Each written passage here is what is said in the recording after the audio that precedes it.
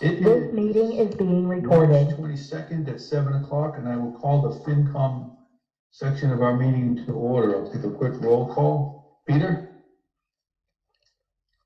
Here. Rick? Here. Michael Fiore? Here. Bill Rotundi? Here. Aaron? Here. Kevin? Here. Zach? Here. And Bonnie? Here. Excellent. Thank you, guys. All right, Jack? All right. We'll also use this time to call to order the session of the Select Board. Let the record show that, unless Michael has joined in, there he is. 4 members are present. Michael Toole, Renee Deli, Brad Bramwell, and myself. Meg Arts is unable to make it tonight. With that, I'll turn it over to you, Steve. And again, thanks for hosting us. No, thank you, guys. So, Mike, I think we can go right into the presentations right now if everyone's ready. I think I see Mark from Southeast Regional. Yep, Mark is on, and Mark can present the Southeastern Regional budget. Yes, good evening. Thank you for having us. Did you get the packet that I sent over? I'm not sure. They did.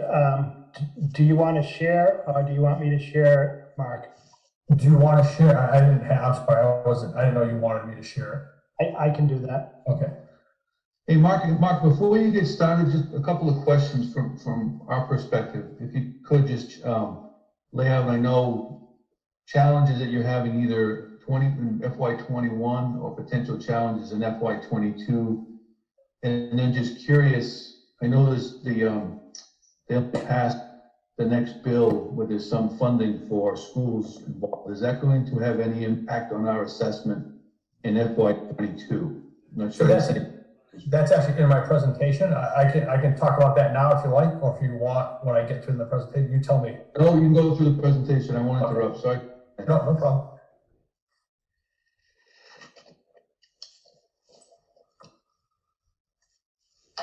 All right, give me a second here, Mark. No worries.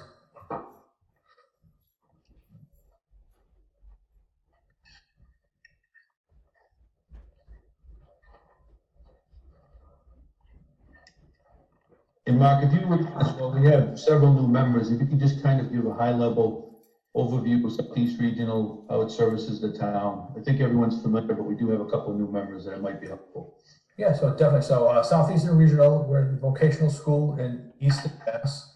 And we service the city of Brockton, as well as 8 other communities: West Bridgewater, East Bridgewater, Sharon, Foxborough, Norton, Easton, Mansfield, and Stoughton. We have, let me just take a quick look, 1,624 students for FY22, and of those 1,624, Norton has 110 students that attend Southeastern. We offer vocational shops as well as academic classes. So we're proud to say that 98% of our students graduate from Southeastern, and over 75% belong to a 2-year or 4-year degree after Southeastern. So I know back, years ago, many people thought, vocational school was just for vocations and students would go into the workforce, which that still is the case. But many of our students are going off to 2 or 4-year schools after graduation. And if anyone never had a chance to come down and visit, obviously the pandemic makes it a little tough now, but definitely reach out to the superintendent. We'd love to set up a time, socially distanced, but we'll get you in, get a tour of the school and let you see, hands-on what actually goes on here at the school. I think you'd be very impressed. So I see the presentation's up there. So if you want to, I'll start with the presentation. I'll go through that. And then at the end, if there are any questions, I'll be more than happy to take those questions and answer them. Or if you have any questions as I go through the presentation, feel free to stop me and I'll answer those. So on the first page, you see our Chapter 70 Foundation budget. So this is to show you that our Chapter 70 Foundation, what the state requires Southeastern Regional to spend on education, is at $31,128,039. And if you break that down per student, that's $19,168 per student. So again, that's what's required of Southeastern to spend in FY22 on education for our students. On the next page, I guess the required net school spending. So again, that 31,128,039 is made up of 11,821,457 of assessments to our towns in the city, and 19,306,582 from Chapter 78 from the state, giving us a grand total of 31,128,039. On the next page, you'll see the required minimum contribution by community. So if you look at Norton, the fourth from the bottom, you'll see that that amount there is $1,517,141. So that's an increase of $206,043 from FY21, which was $1,311,098. And the increase in students from the town is up 4 students, from 106 students to 110 in FY22. So the question in regards to some of the federal funding, the ESSER 2 on the next page. So in ESSER 2, Southeastern is receiving $788,324, which the state has said in the federal funding formula that 75% of that can go back to the towns in the city to reduce their assessment. So that amount is $591,243. That'll go back to the towns in the city based on the percentage of their contribution that they pay in assessments. So as we go further on into the presentation, I'll show you what that amount breaks out to. So on the next page, you can see there that Norton's percentage of that $591,243 is 12.8%, and dollar-wise, that's $75,879. That can be used to reduce assessments. So the state says that if the town of Norton decides to use that amount, they'd have to take a vote by the Board of Selectmen to avail themselves of that amount to reduce their assessment in FY22. On the next page, again, as I mentioned, the enrollment is up from 106 to 110, so that's 4 students. And overall, our enrollment at Southeastern is up from 1,517 to 1,624, 107 students overall from all our towns in the city. On the next page, it shows, again, so that 31,128,039 is where you see that the top number there broken by the state aid and the assessments. As you recall, every year I'll let you know that regional transportation is supposed to be funded at 100% by the state. Unfortunately, it hasn't been funded based on that amount. So whenever you do see your legislatures or your senators or Congress people, let them know that, that's very important to the town. Because if that was funded at 100%, the $1,703,693 in transportation costs would be totally funded by the state. Unfortunately, the state gave a $1,301,965, leaving a difference of $401,728 that gets assessed to the town for transportation. Then on the very last page is obviously the important page here to the town of Norton. So you can see that your FY22 assessment is $1,579,070. If the town does decide to use their portion of the ESSER 2 funding, it would reduce their assessment to $1,505,760, an increase from FY21 of $58,625, the net increase. So as you mentioned earlier, so there was funding available by the federal government in ESSER 2 funding, and that is able to reduce the assessment to the towns and the city. You see there. So, in a snapshot, that's what we're looking at for our FY22 budget, but I'd be more than happy to take any questions or answer any questions that you have. Mr. Chairman? Michael? Yes, good evening.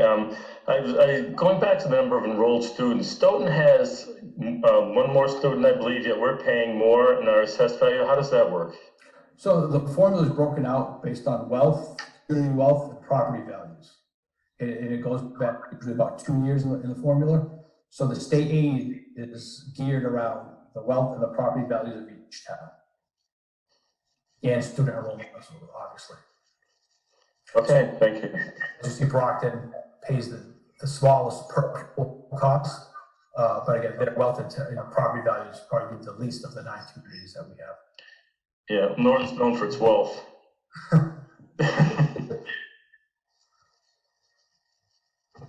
And Mark, just curious, what would be some of the reasons we wouldn't use the additional federal fund to reduce the assessment? Again, that would be to the town. A reason could be that the town's not in financial needs of those funds. They could say to use that money to keep it at Southeastern and let Southeastern, use that as they see fit for the school or new equipment or textbooks, things of that nature. That's totally up to the town. So instead of the state coming up saying that it was geared to reduce the funding, then they make it as an option.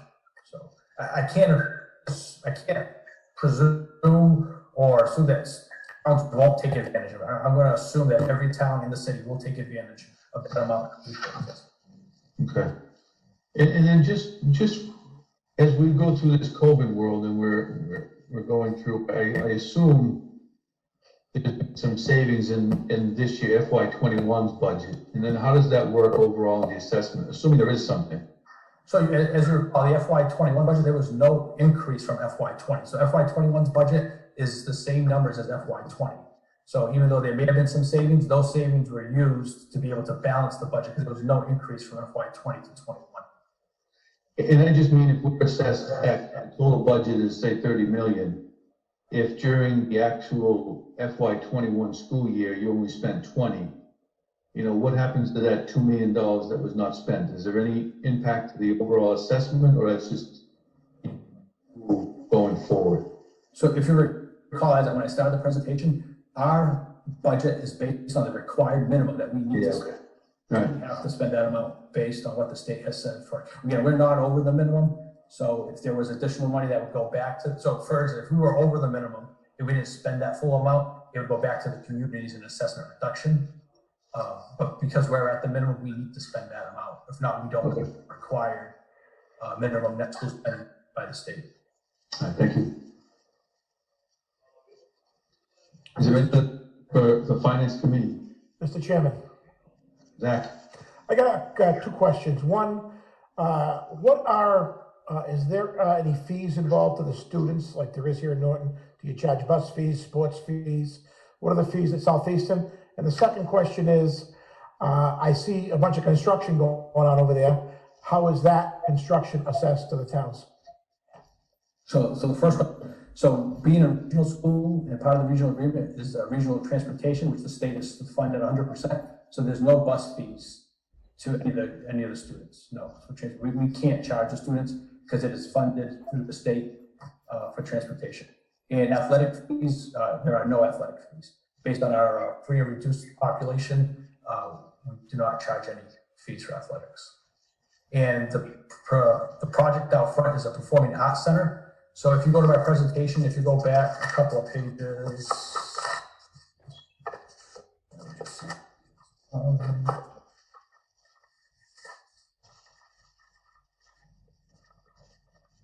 so the second from the last, I don't know, Mike, if you can go back to that page. And just let me know when I'm there. Yeah.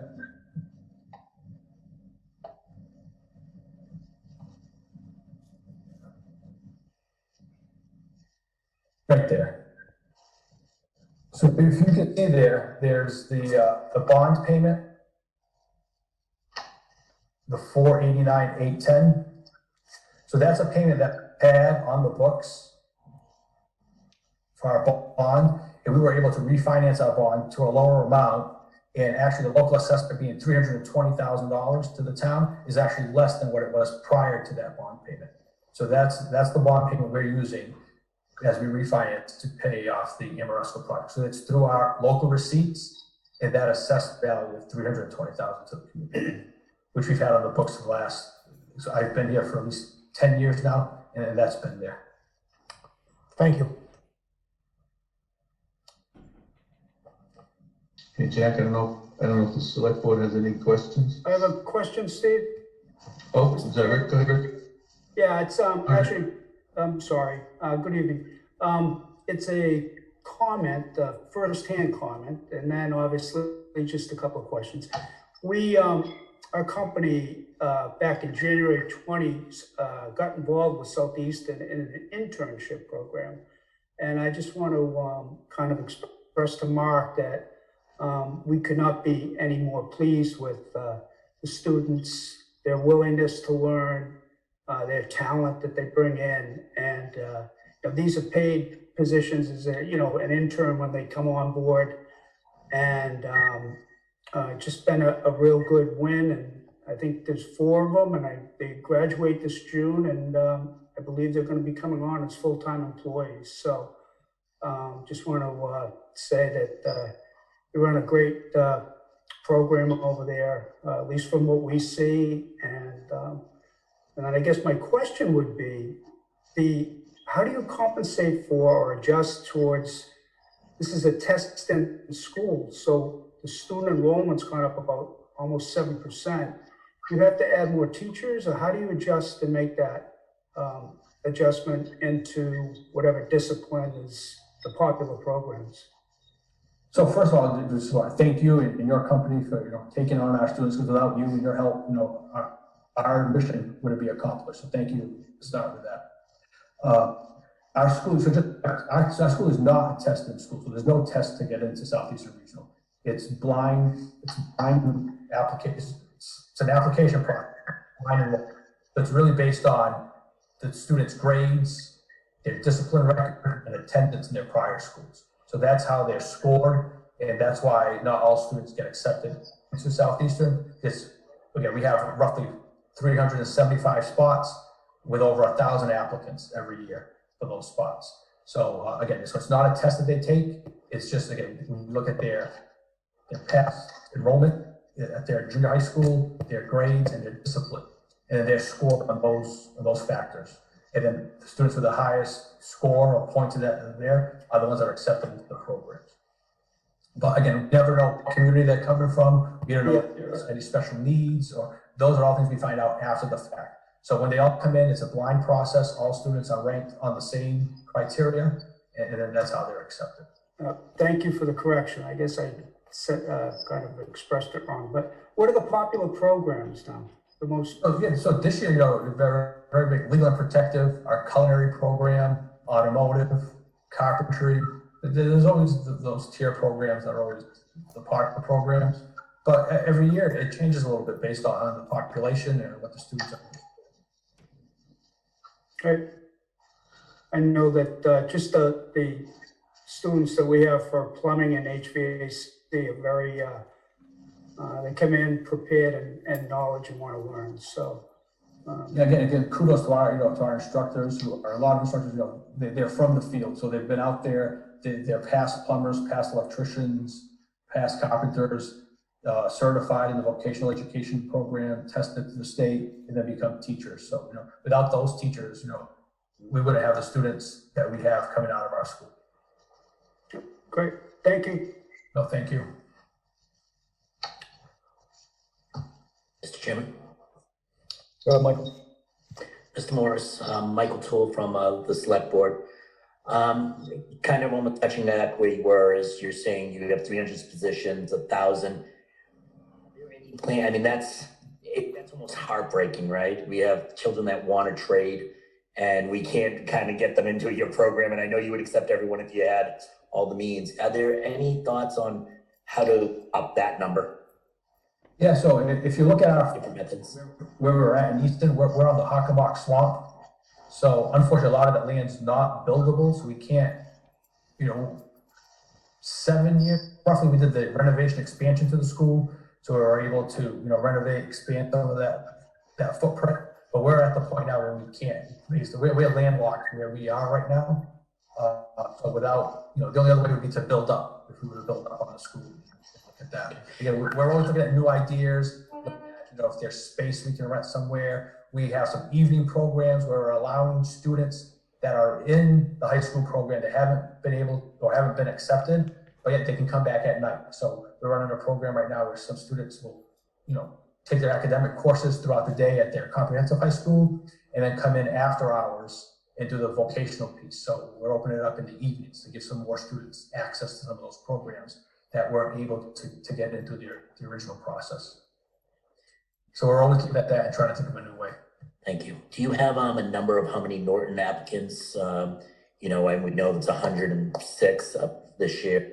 How many were turned away just because of you didn't have space for them or anything like that? Do you have? I don't have that number with me, but I can definitely look into that and get back to you with it. Yeah, I'm curious. To find out. Would you want me to email that to you, Mike Units, or who should I send that information to?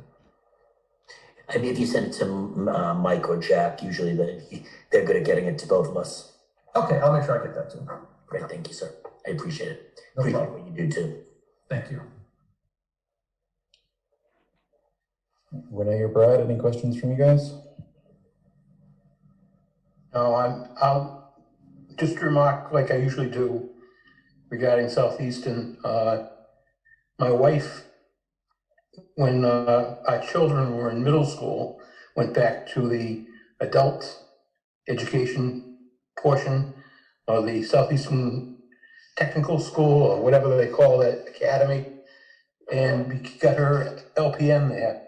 And her training from her interaction with nurses after graduation was exceptional. The school, the instructors they had were top of the line. She couldn't have gotten a better education. And then besides that, on another favorable note, many years ago, I think back when I was on the school committee, we attended a function over there, and their culinary arts department is outstanding. To be very honest, the meal you get out of their kitchens will outdo just about any restaurant in the area. It's incredible what the students turn out. So, I mean, every time I've had an interaction with Southeastern, it's been very favorable, and it's a very well-run organization with exceptional instructors over there. Thank you. Renee, anything? No, Jack, I'm all set. Thank you. All right. I'll just say I'm quite jealous of the model you guys have there, with being able to make the request and get fully funded and not have to pass on busing fees and athletic fees, and I'm assuming fees to join National Honor Society. That's I don't want to say jealous, but yeah, I wish our school system was able to do something approximating that. So thank you for taking the time to show this. No, thank you for having me. Mr. Chairman, Zach? can I just ask one more question before we let Mark go? Sure. Mark, as an alumni myself from Southeastern, going back over 3 decades now, what have you guys changed to adapt to the new economy from the time I was there in the 80s to today? What programs have gone? What have you brought in as new? Just curious. Yeah, so I can't speak back to the 80s because I was not here in the 80s at Southeastern Regional, but I can speak to 2009. Again, new programs. We brought on legal and protective, our CAD program, engineering programs. We're always updating all our programs, right? So I'm not sure if you're familiar, we do have an advisory board twice a year at the school. And the advisory board is made up of people in the community that are in these areas, and we meet and we find out what's the newest trend in electrical. Are there new codes? What are the new machinery that they're using in metal fabrication? So we'll get those recommendations from the advisory board, and then we try to implement those as much as possible. We take those very seriously because those are in the field and what's going on today outside. So we want to prepare our students for those positions. So we take those recommendations very seriously, and we try to get those implemented as soon as possible so that our students can be as prepared for the real world once they graduate as quickly as possible. Thank you. Sounds like that's it, Mark. Thank you very much. And thank you for your helping out around the town of Norton too. We need assistance. No, I'm very- definitely. We're always here to help. Thank you. Have a good night. Thank you as well.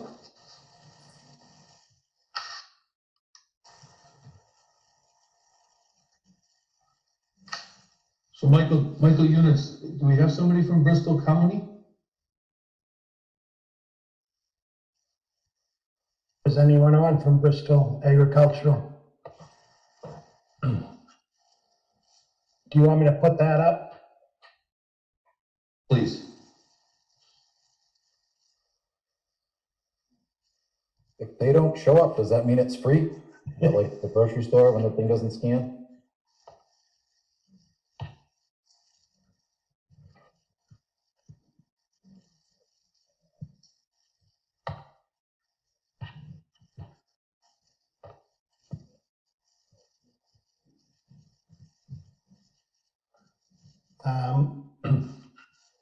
So let me just show, first of all, the budget request would be 75,570. And as you can see, obviously, that's a big jump from last year. So let me share something else. Mike, can you make that a little bigger too, please? Sure. Thank you. And so the major change this year is the assessment for their new project. And I can share that letter from them.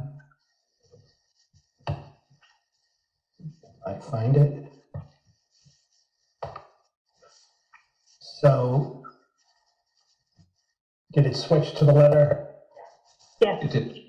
Yeah. So, we have 9 students at Bristol Agricultural, and as part of their new project, it's a $52,507,000 project.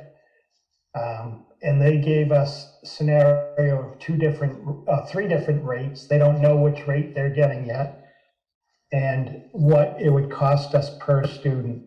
So those numbers from $5,233.15 to $5,979.66 times 9.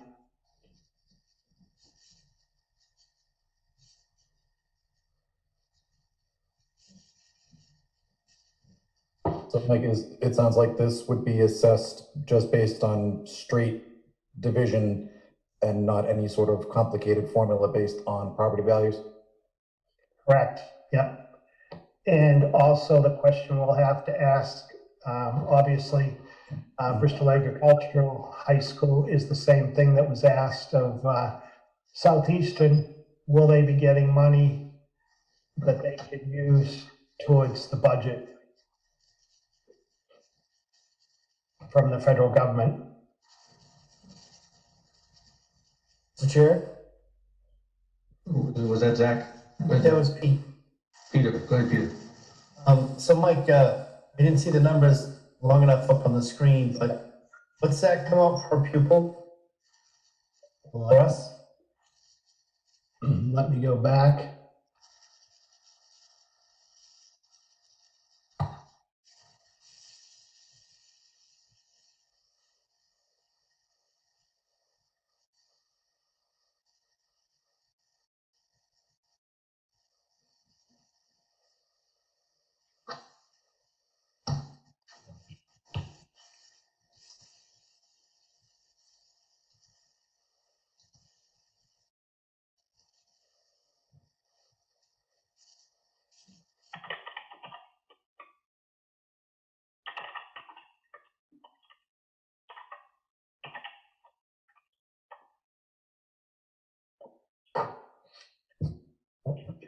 Let me work backwards on that.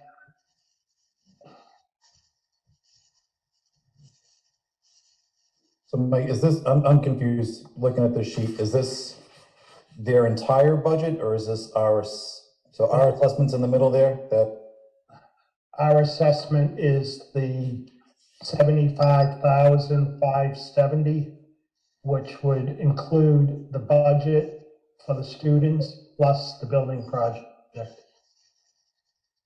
Okay. Do we have 9 students, Mike? We do. Were you wondering what it is per student? Yeah, I calculated 8396.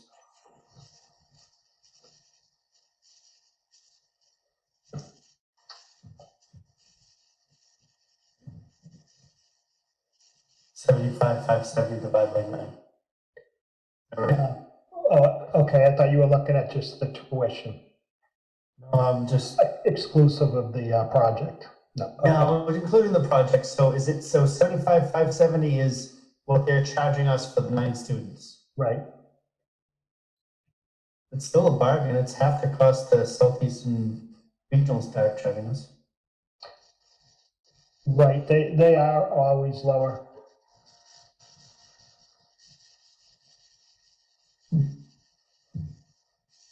Mike, did you say that 75,000, does that include the addition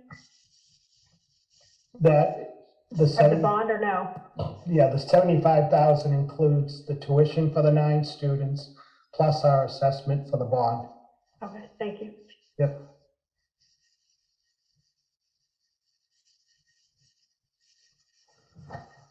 And Mike, will you reach out to them regarding federal funding and what it will do to this number?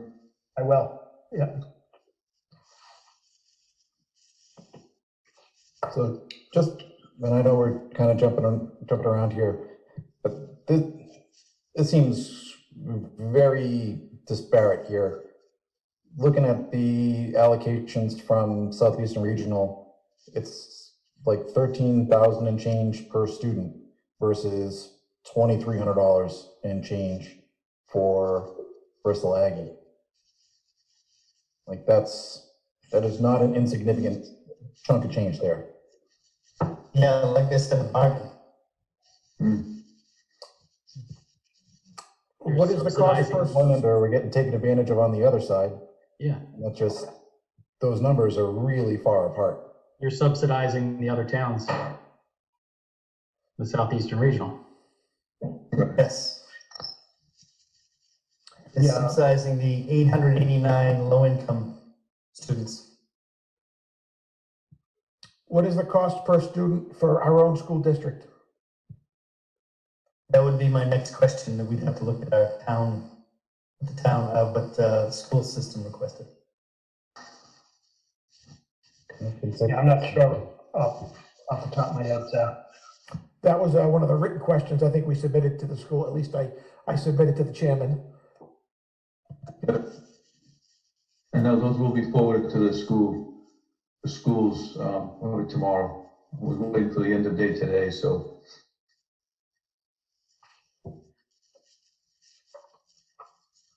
All right. Anything else on this? I'm good here.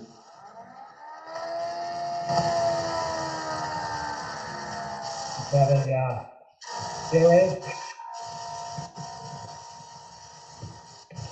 Is I think somebody that's some making, sort of interference. Is that the somebody Bristol making us- Aggie guy showing up? somebody's making us margaritas, it sounds like. I hope they Sounds deliver. like somebody's fan kicked in, that's what it sounded like.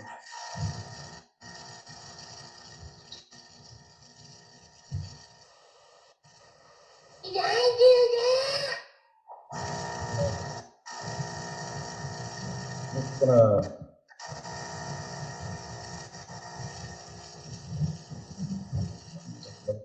So looking on the school's transparency report, their operating expense is $15,641 per student.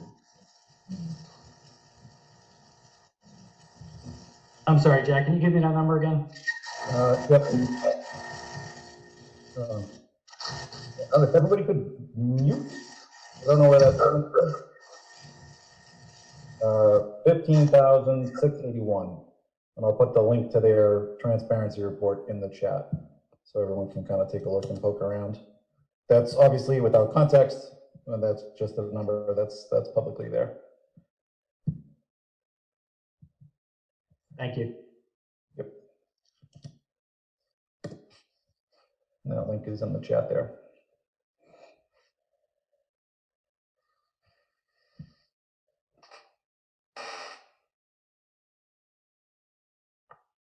You want me to put up the animal control budget?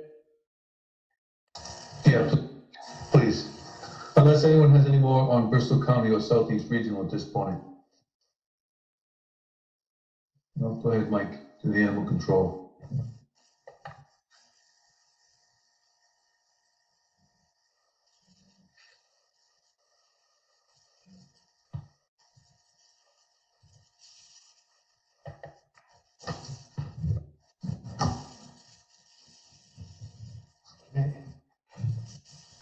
The animal control budget, you have the animal control officer and his part-time assistant and overtime. Longevity pay of $1,000 and incentive pay of $1,000. And then his expenses, he's increased his expenses slightly from $13,728 to $14,030.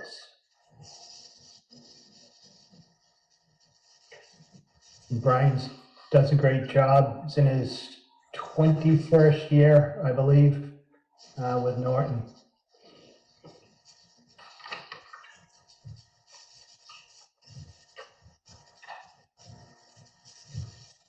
And Mike, what's the rationale for the increase in overtime? If I'm looking at it, it's going from, I see the numbers right, from 6,600 to 9,700.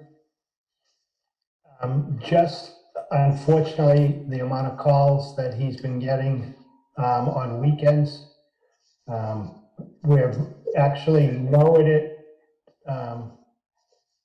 I'm sorry, he's already used $3,752 this year. And it's the weekend calls that are the killer for him.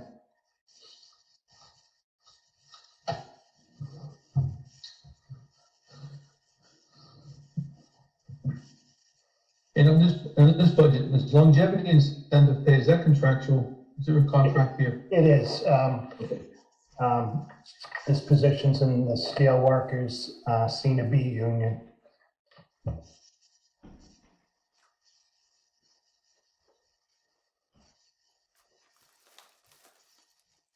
Does anyone on the finance committee have any questions regarding the dog officer budget at this time?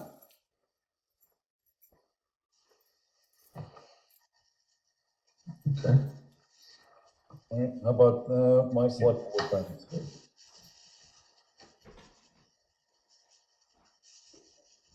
Sounds like we're good over here. Yep.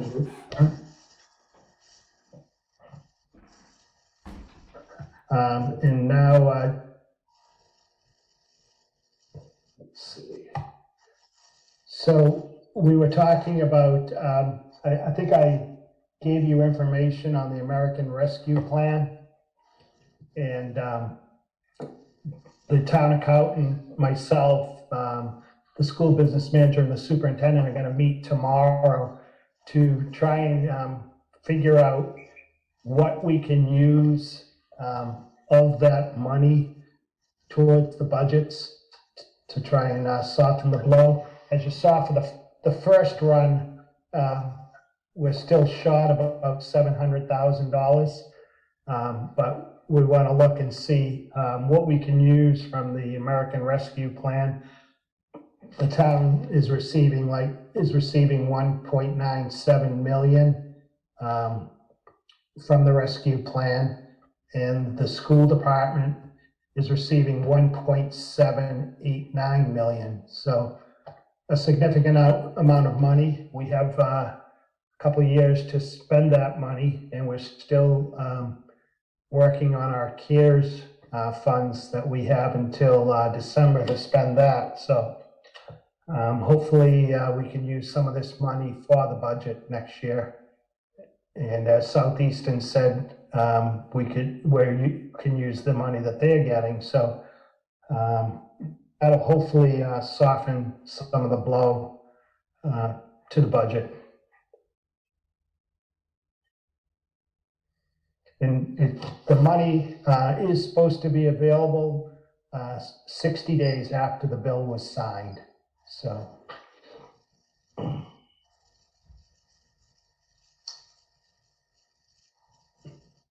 right. Any questions on that? And I'll keep you informed. High level, it has to be used for, is it reopening the schools, technology?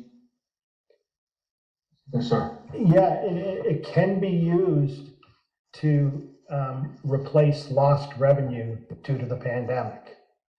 That's something that was not available with any of the previous funds, but with these funds we can. So, you know, we obviously know that our receipts from restaurants are lower than they were. We're looking at possibility of new growth lower than it was previously. So there should be a possibility to use some of that to replace lost revenue.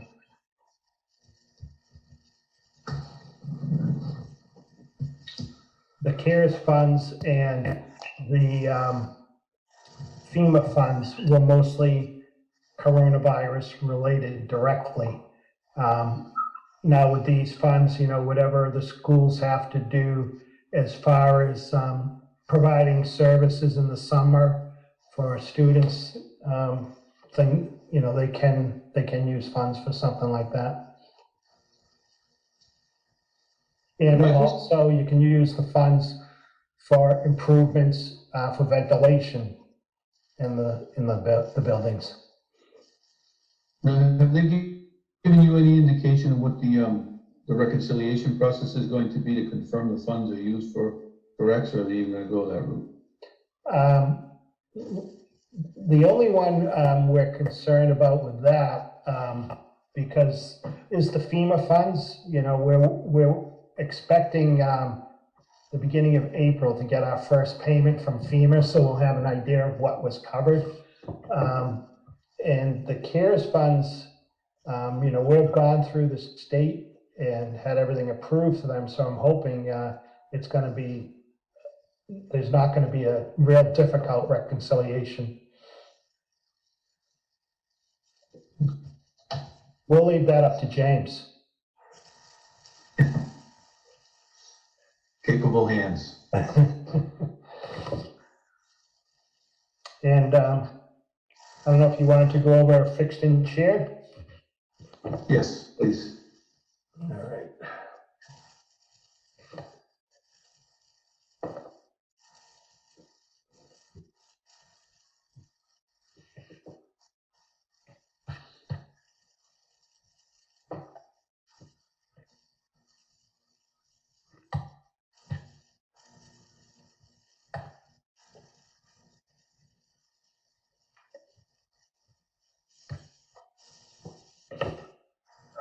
So with fixed and shared, we have the maturing principal on a long-term debt, and then the repayment of temporary loans.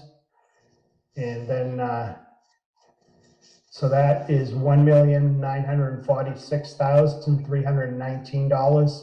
And I think Catherine has provided you with the spreadsheet on the debt.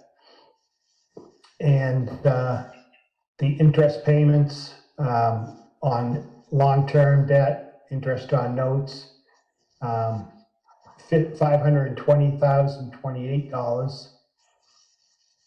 And then we have our employee benefits. The first part, personal services, is our Bristol County retirement payment of $3,365,604. And then our health insurance, $8,337,228. And then our the Medicare, which is 546,000. And then unemployment, which I will be looking, I put in the same amount as last year, 130,000, but I'll look at that, after our meeting tomorrow to see if we can bring that number down somewhat. And then our fuel miscellaneous 940 is fuel expenses, 120,000, and charges and expenditures, 755,903. Mike, just on the unemployment, how are we doing with the fraudulent unemployment claims? Well, what's funny, and Catherine's done a great job in keeping on that and getting reimbursements for the fraudulent claims. It's become a lot of work, but she's kept up with it. And then right after the last federal bill passed and they put the $300 back in, they all started again. Because the last I saw, there were a lot of names back on there. People that are currently employed by it, by the town. The people are using their names and names that we didn't recognize. So I don't know whether it has something to do with the federal dollars they're putting in that triggers it somehow, but it did spike up again with the last invoice. But it doesn't seem as though it's going to impact our budget. No, Catherine's been doing great on appealing and fighting all those fraudulent claims and getting them taken care of. Okay. Mike, do you know if the dispatchers that she's been working with have been able to get their claims processed? I know most of them had. There was one or two that were still outstanding as of a few weeks ago. Yeah, I believe they have. And I think all but two of them got jobs. So I'm not sure, how many weeks they had to get covered. You can just look into that. Yep. Thanks. Is there any questions on fixed and shared expenses?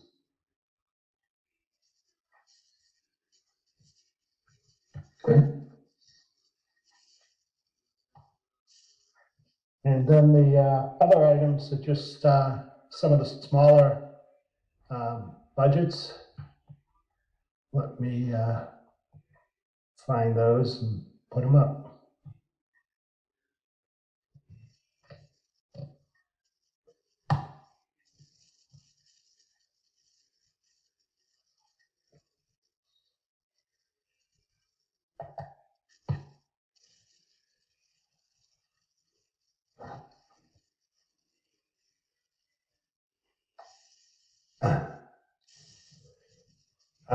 So the finance committee, not my blunder. Finance committee, $2,415. The zoning board, $300. Tree warden, $2,000, and memorial and vets, $2,000.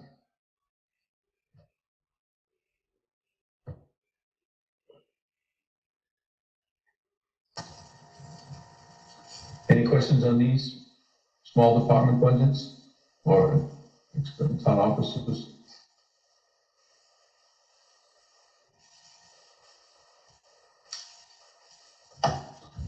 From my standpoint, what do these cover, Mike? So the finance committee budget would cover the recording secretary and any membership that the finance committee has. The zoning board of appeals, this would just cover any printing they may have to do or advertising. And then the tree warden is the salary. And the Memorial and Veterans Day, that's for flags that have to be replaced in town and markers on the graves. And also any cost associated with a Memorial Day parade or a Veterans Day parade. Okay, thank you. Yeah. And does the FinCom currently have a recording secretary? Yes, they do. Okay.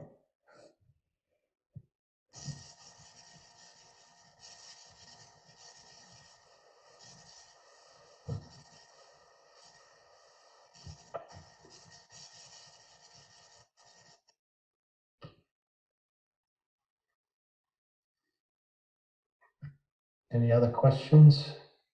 I think we're good here. Okay. And I just wanted to bring up the capital plan.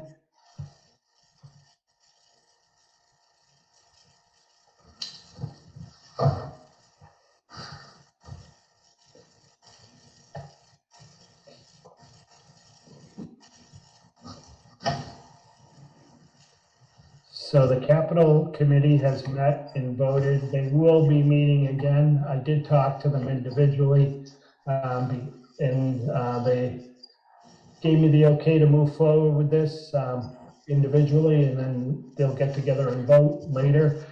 They had voted on the plan, and then the water and sewer department reduced the cost of one of their items. So everyone was happy with the reduction, so they said to move forward.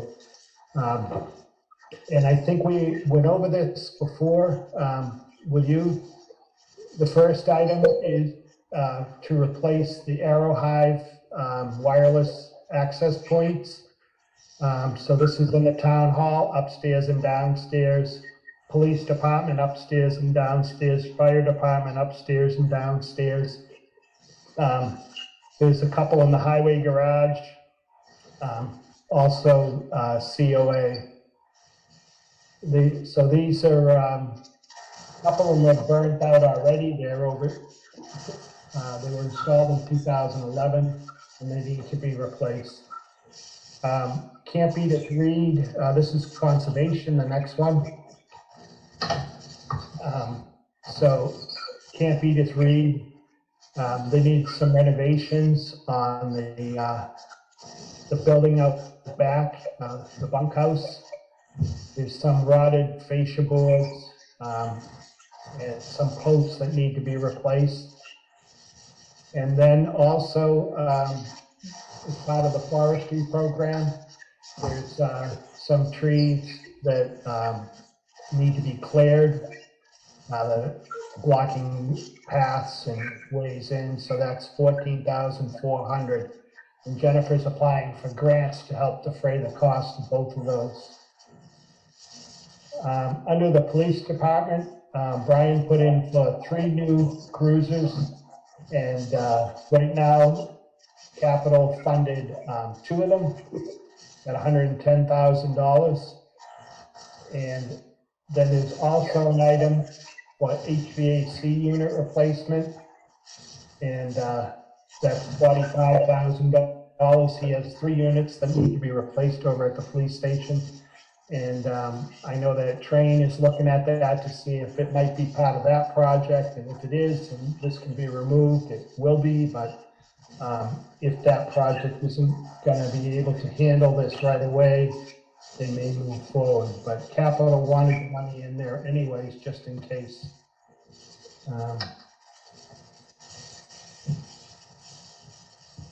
The fire department, $18,110 to replace about 1,400 feet of structural firefighting hose. They want thermal imaging cameras, so this will be, I forget if it's 3 or 4 thermal imaging cameras. The original ones they have are outdated. And the second to last item is pumper replacement payment 4 of 5, $140,250. And they need 4 mobile radios, $18,911. And this is for the 4 new firefighters that they'll be hiring. The school department, $65,727 as part of their minibus lease to own replacement cycle. And also an asbestos remediation plan of $15,000 at the Henry A. Yell Elementary School. Mr. Chairman?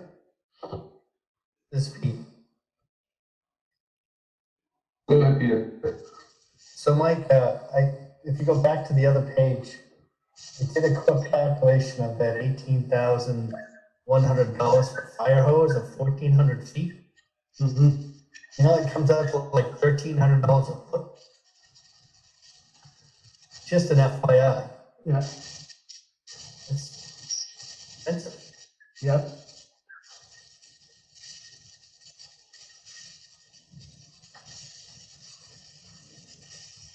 Oh, 3,150. Okay, that's different.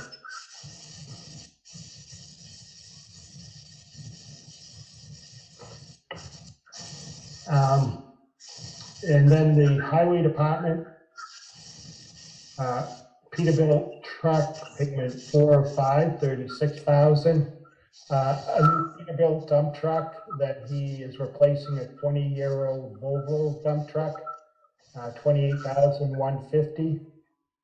And the John Deere mower, payment 2 of 4, 34,300.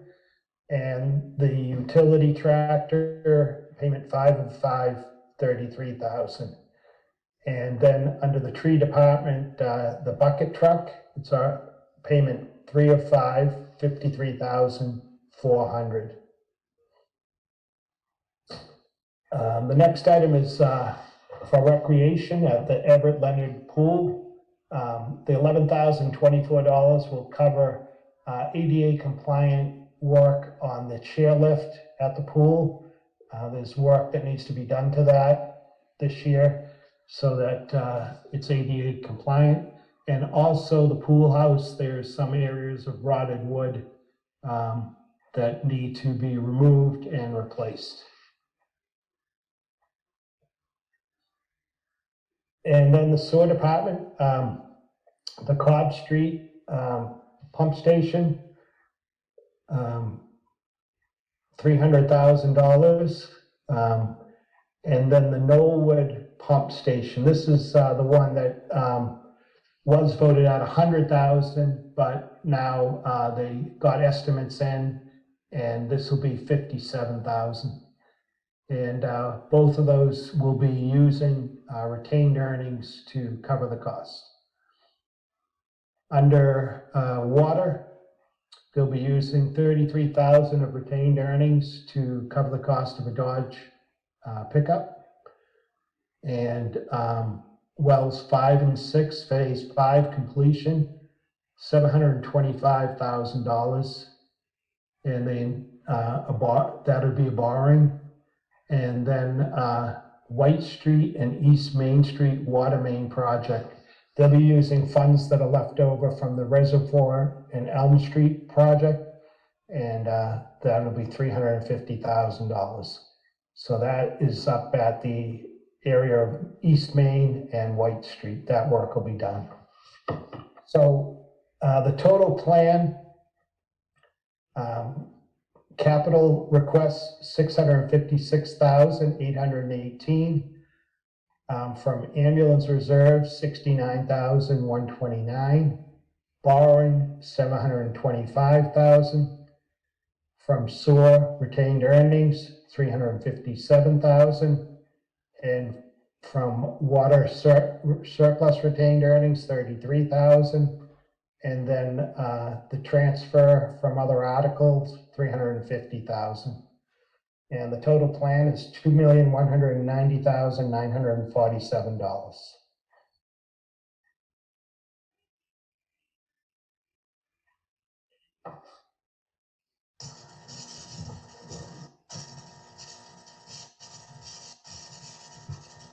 So Mike, it looks, if I'm seeing the numbers right, it looks like there's a different recommendations from the capital improvement committee to your recommendations. Yeah, that's the item that has to be revoted. I just haven't changed it until after they do vote. Okay. It's been reduced from 100,000 to 57,000. I did reach out, and I've heard back individually from every member of the capital committee, and they're fine lowering the amount to 57,000. They'll just have to meet again and vote on that. Okay. And my other question, this doesn't have anything to do with the capital budget, but I'm just curious, as we brought up asbestos remediation in the Yale School. Mm-hmm. Whatever happened with the window project in potentially a claim for the asbestos, if my memory stands firm? Isn't there going to potentially reimbursement? I'll check with them tomorrow on that. I'm not sure of the status of that. Okay. All right, thank you.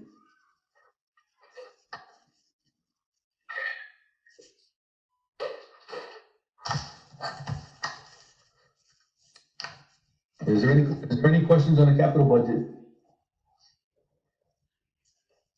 Our group had seen this on Thursday, so I think we're all set.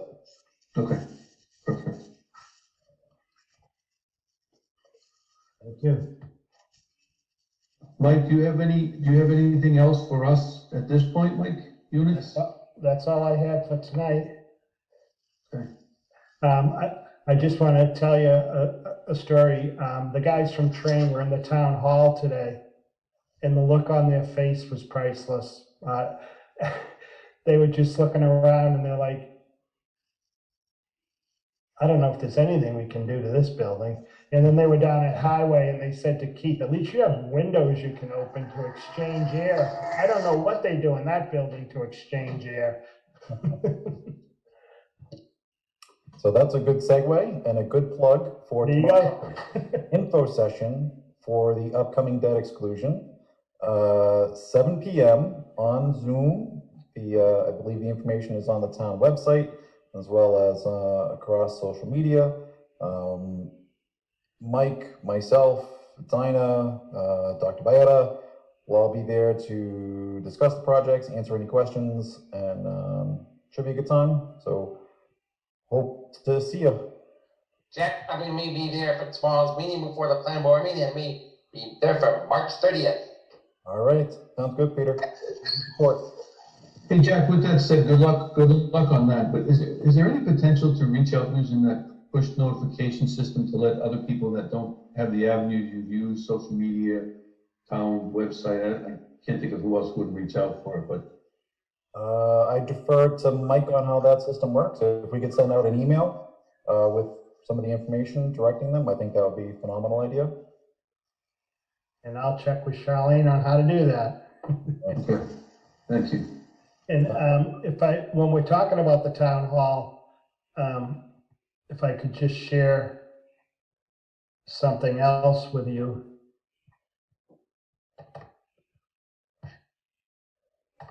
So I was working with the architect and we're trying to get an idea of, some people were wondering about future costs. So looking at the buildings we have now and then proposed. So the top you'll see is costs for cleaning and maintenance.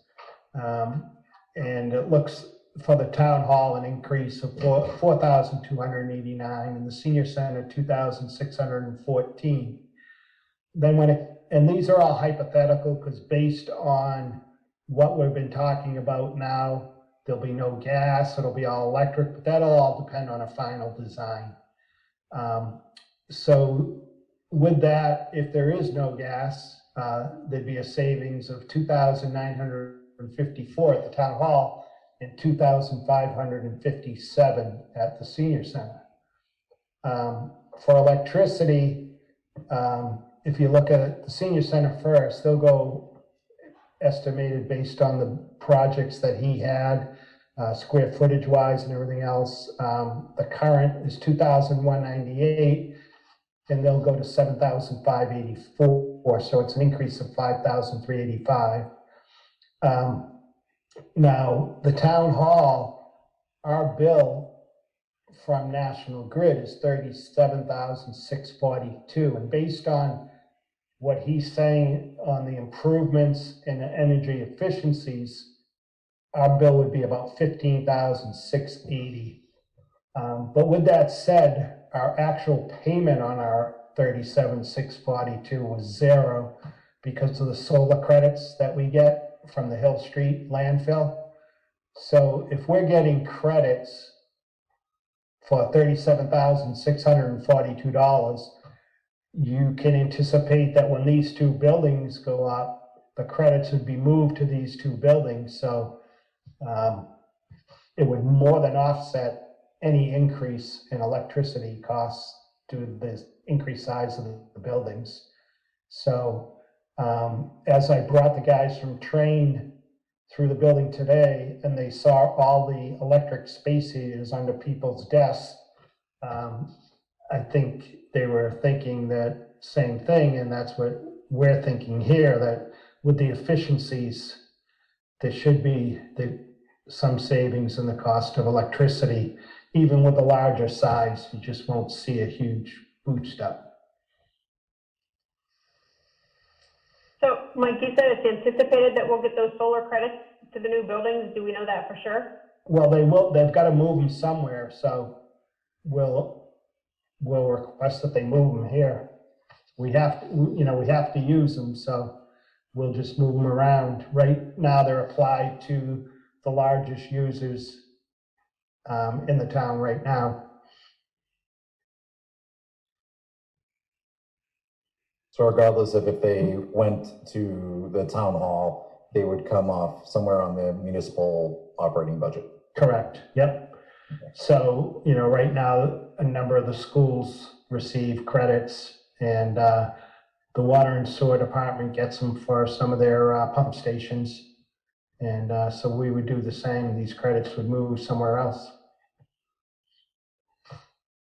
And Mike, are these credits in perpetuity? They are, as long, obviously they're driven by the market. I don't know how, Rick might know more than me on that, but it's, they lease the landfill from us and we have an agreement that we get the credit, so. Right.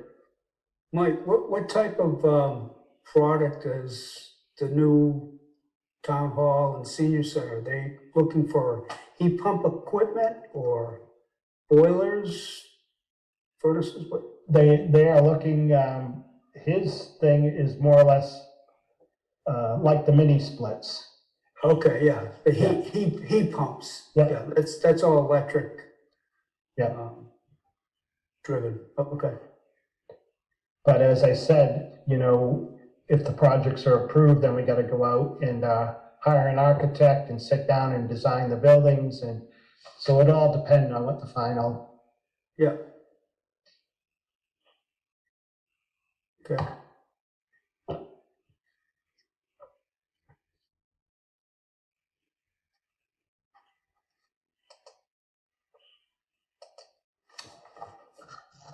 All right. Meeting tomorrow at 7, right, Jack? Yes, tomorrow at 7 is the first info session. And we had originally planned for 3. Unknowingly, we had double booked with a public hearing from the Charter Commission. So we have tentatively canceled that third session. If we get a big turnout for the first 2, we'll pick a different day. But for right now, we're going to revise the materials to show just the first 2. So tomorrow and then March 30th.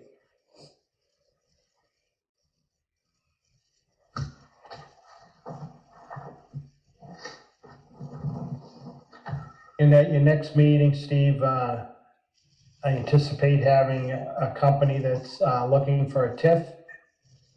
And the planning board is meeting tomorrow night on some of the zoning articles. So hopefully we can have the planning board in attendance on some of those. Okay, good. So those going to be, so if we have the TIF, so a couple of the things, if we can, is just the projections that we're using to justify the TIF, just to show those for everybody on the committee. Yeah. And then, it's going to be another joint meeting, so anything we can do to start getting our joint meetings and leverage, maybe we potentially start voting on some of these budgets. Would you be ready for your recommendations, Mike, on some of the departments for the next week? I will. Yep. And then could you also make sure for next week, you could let us know where we are as far as projections, overall projections, if we have a shortage in our budget as of now, based on your recommendations? Is that, that schedule you prepare, the one pager with the bottom line? If we're Right. Now, what's the deficit? that was in your packet, right? The first draft? I did not see it. Okay. I thought it was in there. I'll email it to you. And Okay.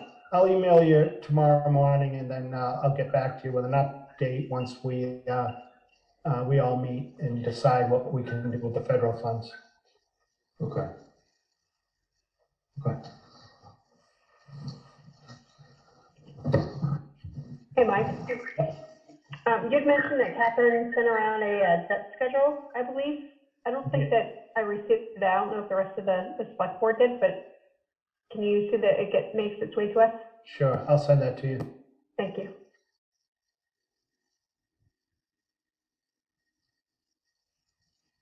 Does anyone on the finance committee need that again? Yeah, Mike, if you wouldn't mind sending that to everybody, right? I'll send it to you, Steve, and then can you forward it to everyone here? I'll forward it to everybody. Great.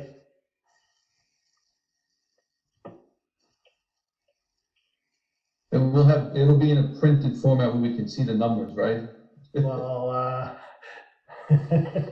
I'll send you her spreadsheet and you can enlarge it. Okay. It's not too bad. Okay.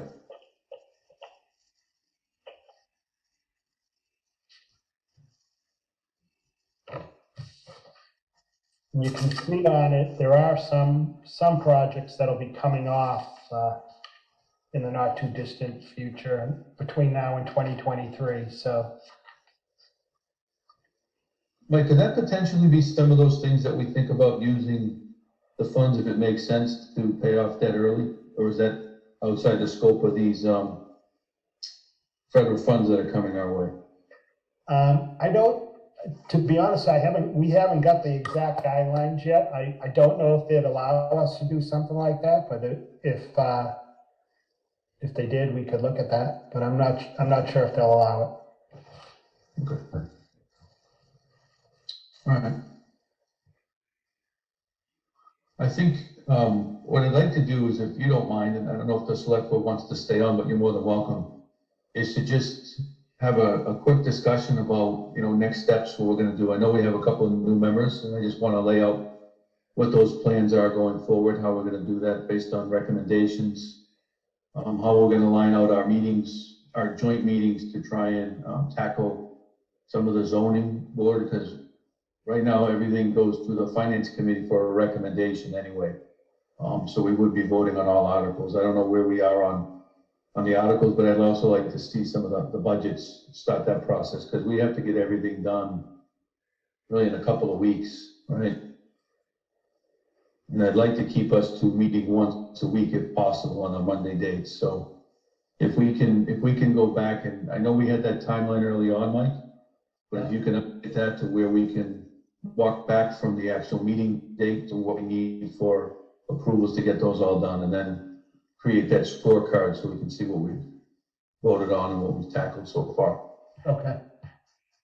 And if I can throw a further wrinkle in there, I'd really like us to try to commit to doing at least one pre-town meeting info session, so we can kind of walk through what the articles are for folks ahead of town meeting. So it doesn't need to be much before, maybe the week before, 2 weeks before. Stretch goal and see if we can make it happen. That's a good idea. Yeah, that'd be nice. Good idea. Keep in mind, I think 2 weeks before spring vacation. Might be off on that. Week of April. Maybe it's three weeks before. Yeah. I think if we put it out there, even if it's recorded and shared, just gives people a chance to look and understand and ask questions before they get there, so. And I'm not sure if the finance committee is aware that the special was opened. And it's been set for 1:15 on May 8th.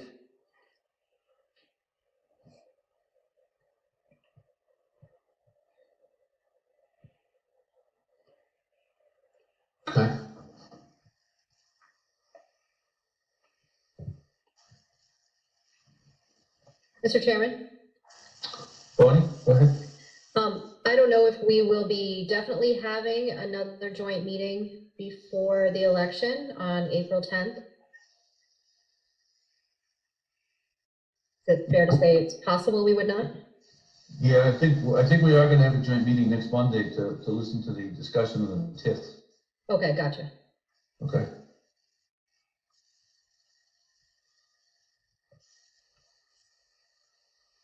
So if there's nothing else or any questions from the finance committee, and again, if the select board wants to listen in, I'd like to just go over the kind of the next process and a little Q&A from some of our newer members on the finance committee if they have questions on the process at this point and expectations.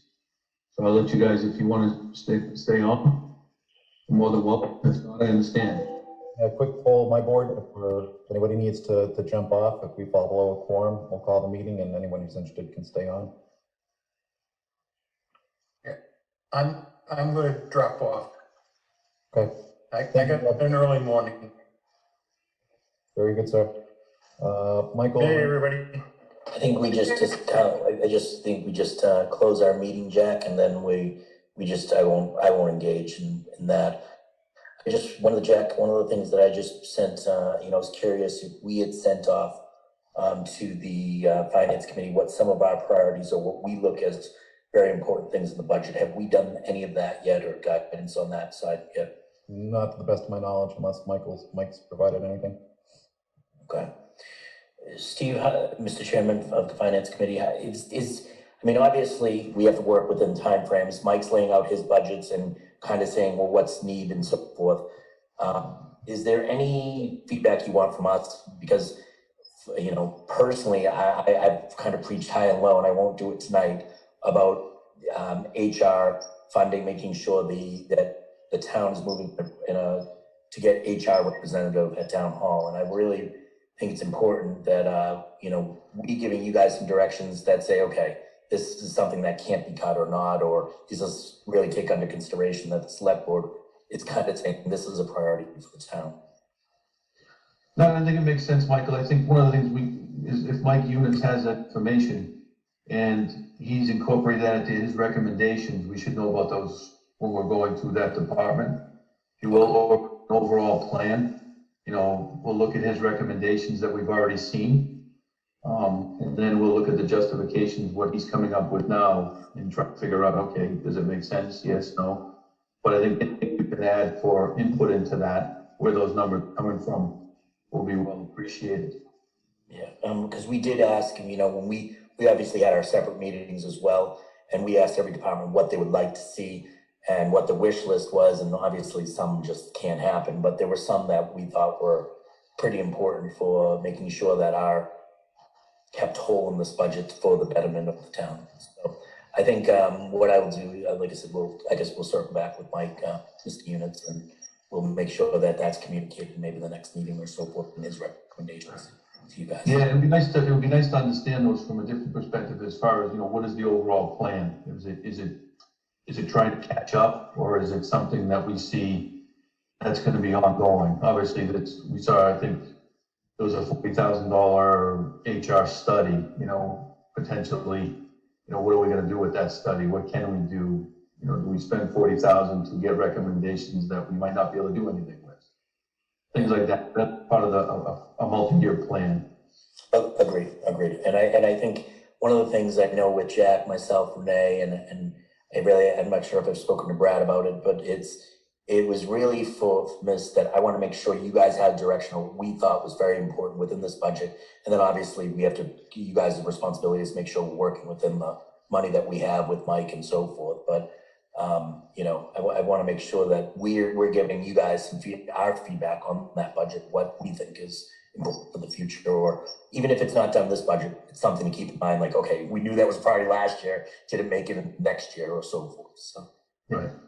No, good point.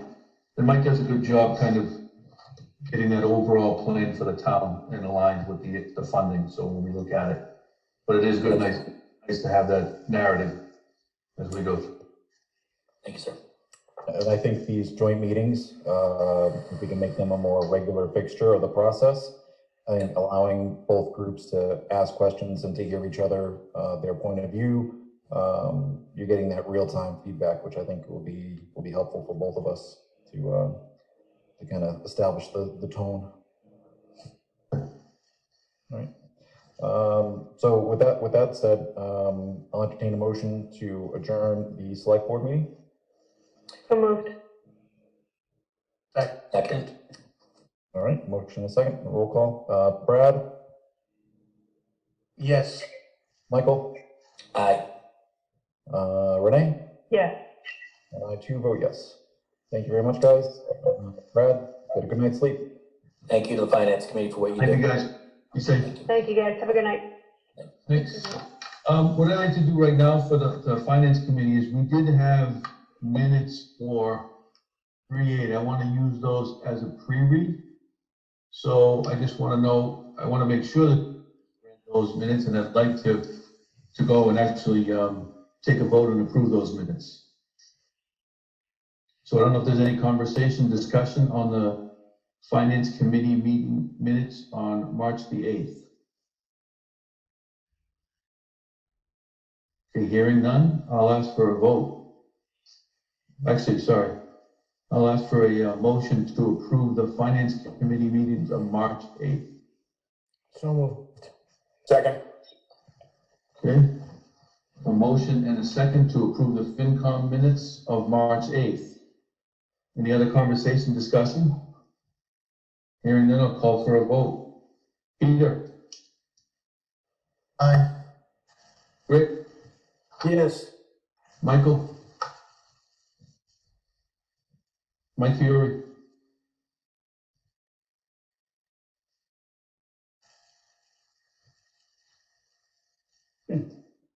All right. Aaron? Yes. Bill? Yes. Kevin? Yes. Zach? Yes. Bonnie? Yes. I'm also a yes. All right, those minutes are approved. And Michael Eunice, will you forward the minutes that we've already approved and that Pat has updated with our recommendations so I could sign those? I will do that. All right, thank you. So Mike, I don't, Will you be signing them using HelloSign? yep. Okay. So what I'd like to do is, you're gonna be part of this conversation, obviously, but, so I just wanted to go through a little bit, we have some new members. So we've heard presentations right now from all of the departments, department heads. And right now, the next steps in this budget process is Mike Eunice is gonna go through the revenue projections for next year, and he's gonna come up with his recommendations on those budgets. Now, it sounds like the select board had some inputs on those, so I don't know if objectives or priorities have changed since we had those conversations, but we'll see a narrative that we just discussed if they have, so we'll see those incorporated and potentially Mike's recommendation of each department. So Mike, I know if you want to just give kind of a quick synopsis of what you look at in your conversations with department heads, their buy-in, how that works. So what we do is we look at what we have for revenue, obviously, because we have to have a balanced budget.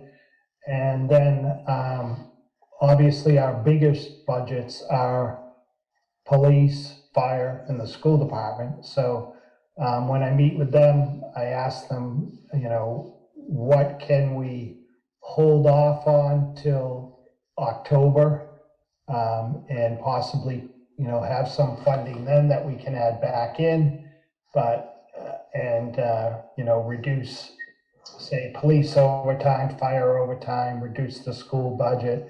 And then, with the knowledge that we might come to a year where we don't have money in October, but we anticipate this year we're going to, so we could possibly add some things back. And even with the overtime, if we don't have it next October, we could hold off until we get further into the year. And then all the other budgets are so small, it's kind of, you don't pick up a lot there, but I'll go through and look at, conferences, make sure people aren't budgeting too much for conferences or expenses, things like that. Because at the last resort would be to reduce staff. And then, as I said, we'll look at unemployment based on what we think we're going to fund budgets with and see if we can lower that some. Everything is geared towards balancing the budget for the vote in May. And I've talked with the departments before, so they know what's being reduced. And so as we go through each of those budgets, especially those big three that you referenced, we'll probably, I know definitely we're going to ask the schools to come back because we had some questions, or at least I had solicited some questions from the finance committee. What they presented to us the other day was a very high level school budget. At that point, none of us really had time to go through the budget, but the expectation was we have since. So I'll just solicit again, if we have any questions for the school department at this time, if you could forward those. But the expectation is for them to come back as well to, as we kind of fine tune what those revenues are of Mike's projections and hear what potentially those recommendations may do to their budget. So we have an understanding how that's going to impact. Now, I guess some of this conversation is not going to be revenue. It sounds like there's going to be funds flowing different ways from the state and everything else. And I don't know if that's going to have a big impact on FY22 or that's going to be more for FY23 onward. But it looks like there's going to be a big impact with funds from both perspectives. Probably both years. Okay. So that's somewhat the expectation. And then the next part of this is we will have to review the planning articles as well. Those are the ones that if we can have joint meetings, select board, potentially the planning board and whoever else, to listen to those changes. I think there's a couple planning articles that are coming up. And I think to the select board's point earlier, I think if we can get some of that information up to the town folk before the annual town meeting and the special, I think that's a plus. So at least they understand what's happening and we're not changing things at the last minute in front of the whole town meeting. So we can get that done. With Mike's recommendations, I think it holds a lot of water because Mike really has an overview of the whole town. Everyone's reporting to Mike. He understands it. He gets a feeling of the town. As we heard from the Charter Commission that the town manager position is a vital position in the town. He's kind of running that whole town. So he has all of those aspects. So that's why we will lean heavily on what Mike has to offer and what his recommendations are, but it's not the end all be all if we feel completely different from some areas or the recommendation, but that's where we'll drill down and ask our questions. All right. With that said, I don't know if anyone on the Finance Committee has any questions about the process that we're going to go under if this is the first time. Kevin, I think you came in towards the tail end of last year, and I think Zach, this is your first time as well, as kind of what expectations are going forward. I don't know if you guys have any questions at this point. I don't have any questions. Thanks for going over that though. That was a nice overview. It kind of teed it up for me. So I appreciate that, Steve. Thanks. Okay, welcome. And Zach, I don't know if you have any. The only thing I would say here, this is being my first year on the FinCon and coming from the business world, what's very different that sticks out here. And I'm sure Mike will disagree with me here in a minute. So tee up. And this is probably more for the select board, not probably this committee, but what I don't hear in any of these meetings is when it comes to planning and budgets. When I was, sitting in the boardroom for a large multinational corporation that I worked for a number of years, it was your budget next year. It had to be it was a culture of continuous improvement. Your budget next year had to be better than this year. And if you needed capital to do it, if you needed training to do it, you had to put that in your budget. I don't hear that here. It's kind of like we don't have money and we're kind of going along. There was training like lean training where, there was time studies done. There was a host of stuff, consolidation of departments, whatever it may be. I understand it's a municipal government, you're dealing with a lot of unions, a lot of bureaucracy, I get that, but that's one thing that is just, for me, being from the business world, just, sticks out. I still don't understand certain things like, I don't use these for examples. We have a highway department, right? We have all the equipment, but then the school mows their own lawns. Why do we have, two different, they have a garage with backhoes, the same equipment that Keith does. Or, we talked about an HR person. Why don't we have a townwide HR department? And maybe there needs to be an assistant for the schools,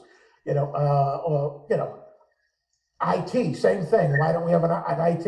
It's like the schools and the town are two different countries or two different states. They're operating on their own. And that just seems strange to me coming from, a business world. You would think we need to cut costs. Our costs, exceed our revenues year after year after year. So what can we do? What can we consolidate? That's what I'm not hearing in these meetings. No, Zach, and very good point. And matter of fact, that's going to be one of my questions to the schools, is because a couple of years ago, we had that conversation about potentially joining responsibilities. If we start an HR person or a payroll person or an AP person on the schools, why can't that be a town-wide? And I don't think we ever got any final outcome as to how that review went. We obviously don't see it within the budget process, so we're gonna have to think it didn't work, but I think those questions are exactly the ones that we should be asking. Why we can't combine, just like you said, why can't it be a town-wide IT? Why is there a school versus town versus AP school versus town? I think there's a lot of ways we combine that and get economies of scale, benefits and salaries and everything else. There's got to be a way that we can try and combine those and save. I think that's one of those plans going forward. I'd also love to see if we could, I know Bill Rotundi, you're probably smiling when I say this, but what is our 5-year plan? What are we looking like in 5 years? We're adding new buildings. We're potentially adding new buildings. Are we going to maintain those, or are we going to, not spend the maintenance so we can save money in the overall budget, and then the building is gone, it can't be repaired.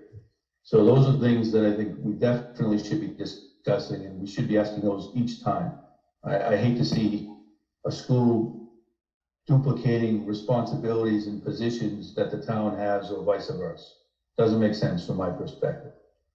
So I think those are definitely questions that I have on my list for the schools going forward. Right. I don't know, and Zach, thank you for stating that. I don't know if anyone else on the finance committee has questions at this point about the process or what we've been hearing. But what I would like to challenge everybody is, as we go through these, to at least have conversation like we've been. Continue to have that conversation, ask the question, because you know what, the more we understand, the more we communicate, the better we will be able to relay that information onto the townspeople so they understand. I think there's a big gap in as far as the communication on how we get to the budget, what that budget means, and overall, I think a lot of people struggle to figure out how that all works together, and that's part of our job, to communicate that. Not only approve and have the oversight of the fiduciary responsibility of the finance of the town, but to explain how they all work together. There's still to me, there's too much independence, if you will. I think we have to figure out how to break those walls down within, obviously, the constraints of the budgets and the revenues that we're drawing upon. So I don't know if there's any other questions. So I won't keep going on if we don't, but I wanted to lay out the process, what we can expect going forward in the weeks ahead. And we are probably going to have a couple of late nights as we get through budgets. The expectations will be, we can vote on what we can and knock them out if we can early on. All right. Mr. Chair. Bill? So I think that the biggest thing that I'd like to see, because it's big dollars, and this is really from Mike's perspective, is the earlier we know what those funds can be used for, from you know, from the federal level, may have a huge impact on how we vote on certain things, or how we maybe try to reconsider the whole process if all those funds are, you know, available to do a lot of things. So, to me, it's very important that we get the answer sooner rather than later as to what we can spend that money on, if anything.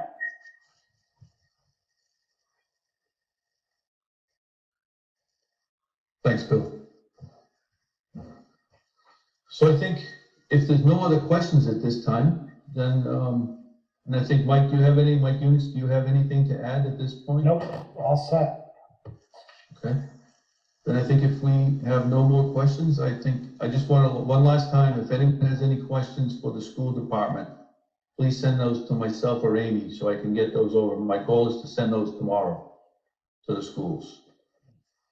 And Steve, I did send you the debt schedule and I did send you the revenue and expenditure sheet, the first draft. Perfect. So you have I'll that. forward those. I'll forward. Thank you, Michael.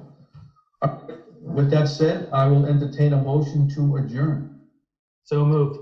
Second. Yep, we have a motion and a second. Any other conversation, discussion? Hearing none, we'll go to a vote. Peter? Aye. Rick? Yes. And Mike Yes. Fury? Yes. Bill? Yeah. Aaron? Yes. Kevin? Yes. Zach? Yes. Bonnie? Yes. And I'm also a yes. Guys, thank you very much. Have a good Good night, everybody. Good night.